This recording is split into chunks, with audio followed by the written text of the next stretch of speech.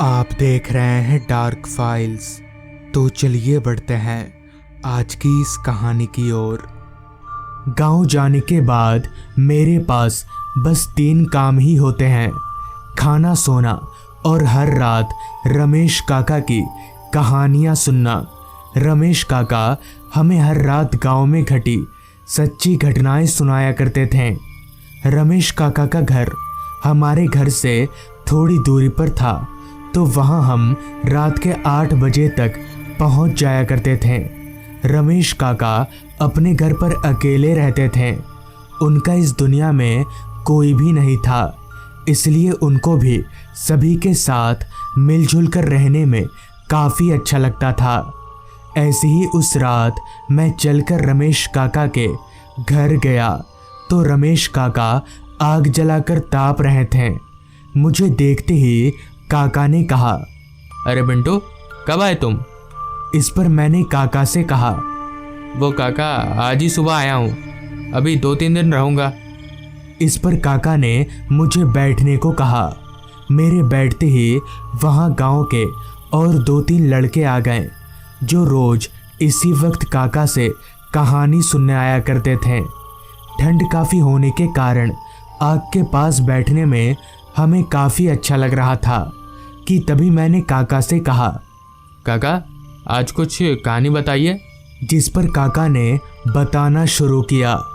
आज से 3-4 साल पहले जब मैं गांव के बाहर जमींदार साहब के बगान में रात को पहरेदारी का काम किया करता था, तो उस वक्त गांव में आए दिन भूत प्रेत, डायन और काला जादू की घटनाएं सुनने को मिलती रहती थी।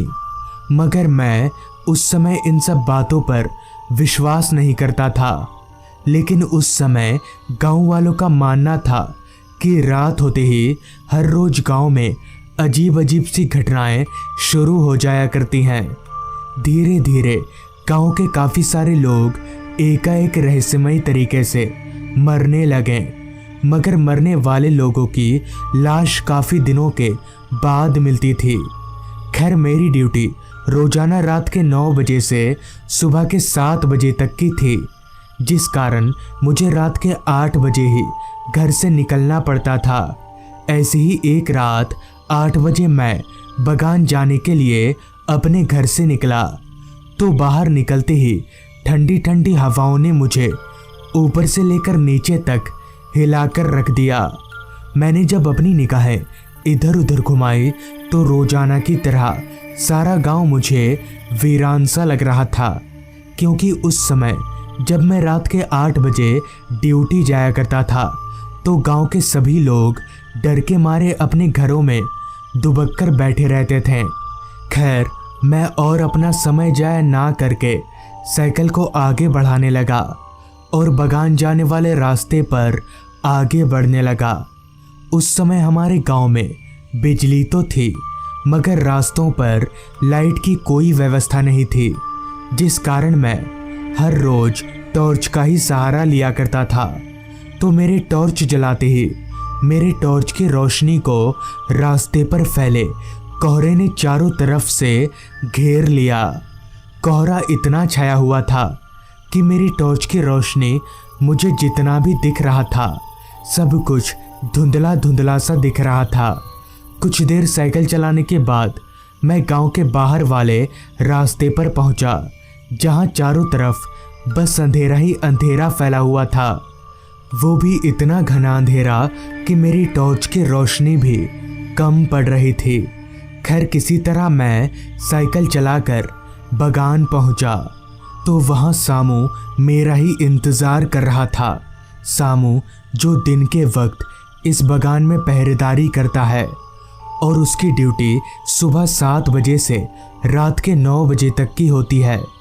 तो मुझे देखते ही सामू ने कहा, अरे राजेश, आ गए तुम? जिस पर मैंने अपना सिर हाँ में हिलाया, तो मेरे आते ही सामू अपना साइकिल उठाया और अपने घर की तरफ चलता बना। अब उस पूरे बगान में मैं अकेला ही था, तो मैं सामू के जलाए गए आग के पास बैठकर बगान में इधर उधर अपनी नज़रें दौड़ाने लगा। पूरा बगान अंधेरे और घने कोहरे में डूबा हुआ था। चारों तरफ बस सन्नाटा ही सन्नाटा था। बस बीच बीच में मुझे रात कीड़ों की आवाज़ें सुनाई पड़ रही थी। कुछ घंटे तो सब ठीक था, जिसके बाद बगान में मुझसे कुछ ही दूरी पर मुझे कुछ हलचल महसूस हुई। एक दो बार तो मैंने उस हलचल को नज़रअंदाज किया, मगर जब फिर भी वो हलचल नहीं रुकी तो मैं टॉर्च लेकर अपनी जगह से उठा और उस हलचल की तरफ आगे बढ़ने लगा। मुझे समझ नहीं आ रहा था कि इतनी रात गए बगान में कौन होगा। खैर मैं डरता तो था नहीं, तो मैं चलकर उस जगह पर पहुंचा। तो वहां पहुंचते ही मैंने देखा कि दो भैंसें आपस में लड़ रहे हैं। लेकिन इतनी रात गए ये दोनों भैंसें बगान में आए तो आए कैसे? और तो और ये भैंसें किसके हैं? मगर जिसके भी हों, मुझे तो इन्हें बगान से भगाना ही होगा। ये सोचकर मैं उन भैंसों को भगाने लगा, लेकिन मेरे लाख कोशिशों के बावजूद भी वो दोनों भैंसें वहाँ से नहीं भागें। तो मैंने अपने कोशिश में थोड़ा और जोर दिया, तो मेरे जोर देते ही उन दोनों भैंसों का चेहरा एकदम से बदलने लगा और देखते ही देखते उन दोनों भैंसों की शक्ल राक्षस में तब्दील हो गई। ये दृश्य देखकर मेरे पैरों तले की ज़मीन निकल गई और मेरा सर घूमने लगा और मैं समझ गया कि ज़रूर दाल में कुछ काला है और ये भैंस नहीं बल्कि राक्षस हैं। अभी मैं उन्हें देखकर कांप ही रहा था कि तभी उन दोनों राक्षसों ने अपना पूरा रूप ले लिया। उनका चेहरा पूरी तरह सफ़ेद था और उनकी आंखें बाहर लटक रही थीं। इतना सब देखने के बाद मेरी और हिम्मत नहीं हुई कि मैं वहाँ रुक सकूं, जिस वजह से मैं जैसे तैसे वहाँ से भागने की कोशिश करने लगा। मगर जैसे ही मैंने वहाँ से भागने की कोशिश की कि तभी एक राक्षस मेरे सामने आकर खड़ा हो गया और उसने एकदम से मेरा गला पकड़ लिया। मैं उसके हाथ से अपने गले को छुड़ाने की काफ़ी कोशिश कर रहा था, लेकिन उस राक्षस ने मेरा गला इतनी ज़ोर से पकड़ा था कि मैं अपने सिर को हिला तक नहीं पा रहा था। देखते ही देखते मेरी आंखों के सामने सब कुछ काला पड़ने लगा। तो मैं समझ गया कि अब मैं नहीं बचूंगा और ये राक्षस मुझे मारकर खा जाएंगे कि तभी मैंने अपने हाथ में बंधी ताबीज को उस राक्षस पर सटाया। तो मेरे ताबीज सटाते ही उस राक्षस ने मेरा गला एकदम से छोड़ दिया और इसी का फ़ायदा उठाकर मैंने वहाँ से दौड़ लगा दी और अपने पैरों को ज़मींदार साहब के घर पर ही रोका। तो इस तरह से उस रात मेरी जान बच गई। रमेश काका की बात खत्म होते ही मैंने जब अपनी निगाहें घड़ी की तरफ घुमाई तो वक्त हो रहा था रात के 10 बजे का। काफ़ी रात हो जाने के कारण मैं रमेश काका को आता हूँ बोलकर घर की तरफ आगे बढ़ने लगा। तो पूरा रास्ता सुनसान और सन्नाटे में डूबा हुआ था। रास्ते पर चलते हुए मेरे दिमाग में बस बार बार रमेश काका के बताए गए बातें ही दौड़ रही थी कि तभी मुझे हल्का होने की ज़रूरत महसूस हुई। तो मैं रास्ते के किनारे झाड़ियों की तरफ हल्का होने चला गया। अभी मैं हल्का हो ही रहा था कि तभी अचानक मेरे बगल के पेड़ की डाली टूटने लगी। तो इस पर जब मैंने अपनी निगाहें उस पेड़ के ऊपर घुमाई तो इतने में ही मेरा पूरा शरीर पसीने से लथपथ हो गया और डर से मेरे दोनों पैर कंपकपाने लगे। दरअसल उस पेड़ पर एक भयानक सा दिखने वाला आदमी बैठा हुआ था, जिसके इतने लंबे पैर थे कि वो ज़मीन को स्पर्श कर रहे थे। ये देखकर मैं समझ गया कि ये कोई इंसान नहीं बल्कि भूत है, जिस कारण मैं वहाँ ना रुककर भागता हुआ घर चला आया। मगर घर आकर काफ़ी दिनों तक मेरी तबीयत खराब रही। बाद में काफ़ी झाड़ फूँक करवाने के बाद मैं ठीक हुआ। तो दोस्तों, ये थी आज की कहानी। अगर आपको ये कहानी अच्छी लगी हो तो चैनल को जरूर सब्सक्राइब कर लें। तो मैं आपका दोस्त आर्यन जल्द ही मिलूंगा आपसे ऐसी ही एक कहानी के साथ। मुझे अच्छे से याद है, घटना आज से 18 साल पहले की है और उन दिनों मैं अपने गांव में रहा करता था। उस समय हमारा गांव काफ़ी छोटा और कम आबादी वाला होने के कारण गांव के सभी लोग खेती करके अपना घर परिवार चलाया करते थे। उस समय हमारे गांव में ना तो बिजली हुआ करती थी और ना ही किसी के पास फ़ोन था, जिस कारण उस समय सभी लोगों के पास वक्त ही वक्त रहता था। दरअसल हुआ कुछ यूँ था कि पिताजी के देहांत के बाद परिवार की सारी जिम्मेदारी मेरे सर पर आ गई थी, जिस वजह से मैं काम की तलाश में इधर उधर भटकने लगा। मगर काफ़ी दिन भटकने के बाद भी मुझे किसी तरह का काम नहीं मिला और हमारा खुद का खेत भी नहीं था कि मैं खेती कर सकूं, क्योंकि पिताजी के इलाज में हमारे सारे खेत बिक चुके थे। दिन पर दिन हमारे घर की आर्थिक हालत बिगड़ने लगी। मैं काफ़ी परेशान सा रहने लगा कि तभी मुझे याद आया, 3 महीने पहले मेरा एक दोस्त विकास हमारे गांव आया था। असल में विकास हमारे ही गांव का लड़का है, मगर उसे यहाँ कोई काम ना मिलने के कारण वो 2 साल पहले ही गांव छोड़कर चला गया। लेकिन 3 महीने पहले वो जब लौटा तो वो काफ़ी पैसे वाला बनकर आया था और उसने मुझसे कहा भी था कि कभी काम की ज़रूरत हो तो मेरे पास चले आना, मैं तुम्हें अपनी फैक्ट्री में काम लगवा दूंगा। विकास की ये बात याद आते ही मेरा मुरझाया चेहरा एकदम से खिल उठा और मैं सीधे चलकर अपने घर गया। घर पहुंचकर घर वालों को मेरी जाने की बात बताने पर सब लोग एकदम से मायूस हो गए। लेकिन इसके अलावा मेरे पास दूसरा कोई उपाय भी नहीं था।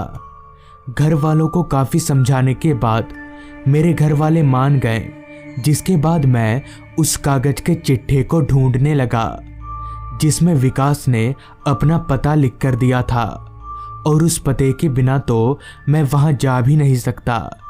काफ़ी देर ढूंढने के बाद आखिरकार मुझे वो कागज मिल ही गया जिसमें विकास ने अपना पता लिखा था।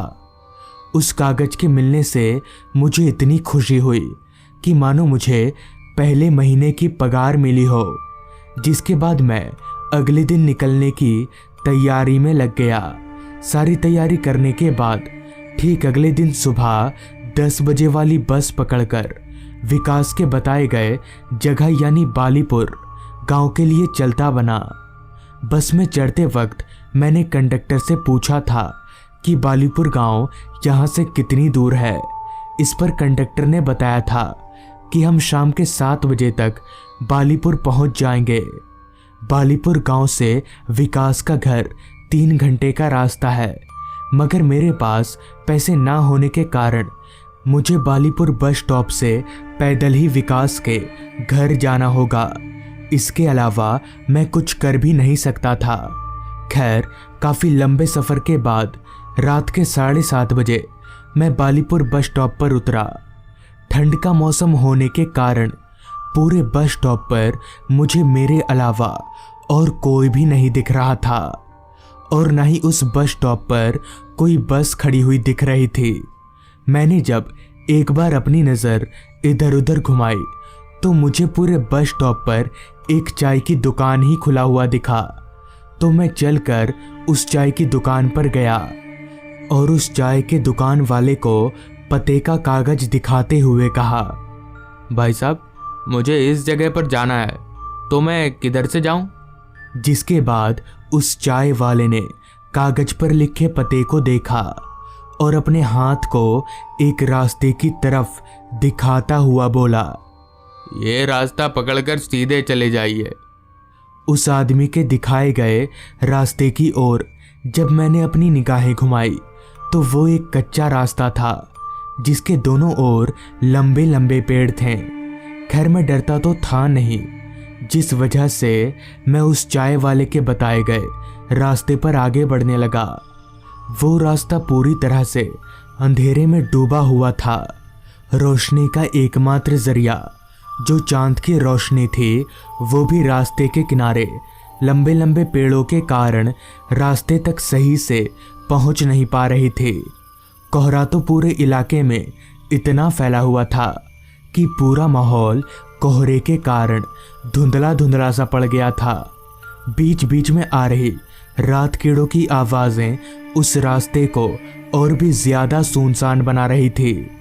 अभी मैं आगे बढ़ ही रहा था कि तभी मुझे आवाज़ आई, रुको बेटा। उस आवाज़ को सुनकर मैंने जब अपनी निगाहें उस आवाज़ की ओर घुमाई तो मैंने देखा कि रास्ते के एक किनारे पर अंधेरे में चादर ओढ़कर एक बूढ़ा आदमी दुबक कर बैठा हुआ है। उस बुजुर्ग आदमी को देखकर मैं एकदम से रुक गया और मैंने उस बुजुर्ग आदमी से कहा, क्या बात है बाबा?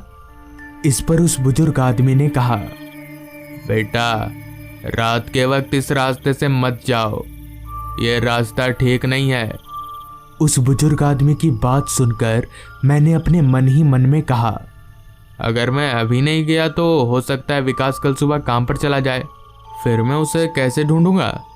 अपने मन में ये सोचते ही मैंने उस बुजुर्ग आदमी से कहा, बाबा मुझे जाना ही होगा, मेरी परेशानी बहुत बड़ी है। तो इस पर उस बुजुर्ग आदमी ने कहा, बेटा, मौत से भी बड़ी परेशानी होती है। ठीक है, तुम जा रहे हो तो जाओ, मगर संभल कर जाना। जिसके बाद मैं वापस से उस रास्ते पर आगे बढ़ने लगा।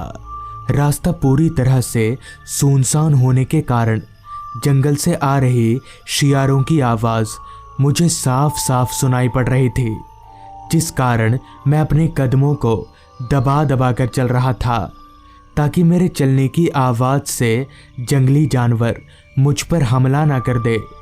इसी तरह 1.5 घंटे पैदल चलने के बाद मैंने लगभग आधा सफ़र पूरा कर लिया, मगर काफ़ी समय से पैदल चलने की वजह से मैं अब काफ़ी थक गया था। लेकिन फिर भी मैं अपनी किस्मत को कोसता हुआ आगे बढ़ता ही रहा कि तभी मुझे रास्ते के बीचों बीच काफ़ी सारे बच्चे दिखे जो आपस में खेल रहे थे। तो इतनी रात गए जंगली इलाके में इतने सारे बच्चों को देखकर मैं एकदम से हैरान हो गया कि भला ये बच्चे यहाँ पर कर क्या रहे हैं। यहाँ तो दूर दूर तक कोई घर भी नहीं है। खैर, जो भी हो, उन बच्चों को देखकर मुझे थोड़ी हिम्मत मिली कि इनसे पूछकर अब ये तो पता चल जाएगा कि मुझे और कितना चलना पड़ेगा।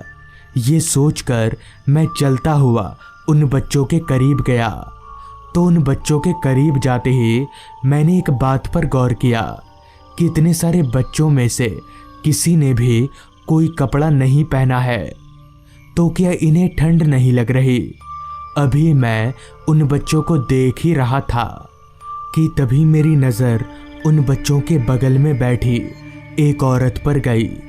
तो उस औरत को देखकर मैंने सोचा कि आगे का पता उन बच्चों से ना पूछकर उस औरत से पूछ लेता हूँ। इतना सोचकर मैं उस औरत के करीब गया। तो उस औरत के करीब जाते ही मैंने जब उसका चेहरा देखा तो मेरे होश उड़ गए और मेरा पूरा शरीर जोर जोर से कांपने लगा, क्योंकि उस औरत की शक्ल पूरी तरह से जली हुई थी और उसके मुंह से खून टपक रहा था। ये देखकर मैं समझ गया कि ये औरत चुड़ैल है। अभी मैं डर कर काँप ही रहा था कि तभी वहाँ मौजूद सभी बच्चों ने मुझे चारों तरफ से घेर लिया। अब उन सारे बच्चों का चेहरा भी पूरी तरह से बदल चुका था। ये देखकर मैं समझ गया कि ये सभी भूत हैं और अब मैं नहीं बचूंगा। कि तभी उस चुड़ैल ने एकदम से मेरा गला पकड़ लिया। अभी मैं मरने ही वाला था कि तभी पता नहीं कहाँ से वहाँ पर मेरा दोस्त विकास आ गया। तो विकास के आते ही वहाँ मौजूद सारे भूत एकदम से गायब हो गए, जिसके बाद विकास मुझे अपने साथ अपने घर ले आया। घर पहुंचकर मैंने विकास से कहा, अरे विकास, तुझे कैसे पता चला कि मैं आ रहा हूँ? इस पर विकास ने कहा, मुझे सब पता है। तू ये बता, गांव में मेरे माँ और बाबा कैसे हैं? इस पर मैंने अपने और उसके दोनों के घरों का हाल समाचार बताया। अपने घर का हाल समाचार सुनकर विकास एकदम से रोने लगा, जिस पर मैंने विकास से कहा, क्या हुआ विकास, रो क्यों रहा है तू? कुछ दिनों के बाद चले जाना गांव माँ बाबा से मिलने। इस पर विकास ने कहा, अब मैं कभी नहीं जा सकता यार। मेरे पूछने पर विकास ने बताना शुरू किया। आज से 1 महीना पहले मैं काम से जब घर लौट रहा था तो रास्ते पर एक बड़ी सी गाड़ी के चपेट में आकर मेरी मौत हो गई। ये बोलकर विकास जोर जोर से रोने लगा। पहले पहले तो मुझे लगा कि विकास मजाक कर रहा है, फिर जब मेरी नज़र उसके पैरों पर गई तो उसके पैर देखकर मैं एकदम से चौंक गया, क्योंकि सच में विकास के पैर उल्टे थे। आगे विकास ने कहा, कल सुबह गांव वापस लौट जाना और मेरे मरने की बात मेरे घर वालों को बता देना। इतना बोलकर विकास की आत्मा हवा में धुआं हो गई। तो दोस्तों, ये थी आज की कहानी। अगर आपको ये कहानी अच्छी लगी हो तो चैनल को ज़रूर सब्सक्राइब कर लें। तो मैं आपका दोस्त आर्यन जल्द ही मिलूँगा आपसे ऐसी ही एक कहानी के साथ।